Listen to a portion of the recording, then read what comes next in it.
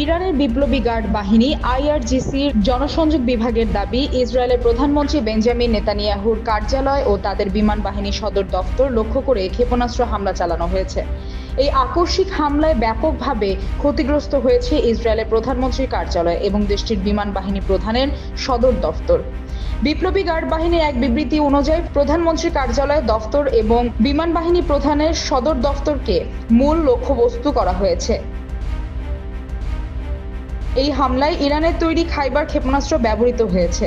নেতানিয়াহুর সর্বশেষ প্রকাশিত ভিডিওটি কয়েক মিনিটের ছিল, যা প্রায় 5 ঘন্টা আগে সম্প্রচার করা হয়েছে। এরপর থেকে তার আর কোনো নতুন ভিডিও বা ছবি কোথাও প্রকাশিত হয়নি। শনিবার ইসরায়েল ও যুক্তরাষ্ট্র ইরানের উপর সামরিক হামলা চালানোর পর ইরান পাল্টা প্রতিশোধমূলক ক্ষেপণাস্ত্র হামলা চালায়।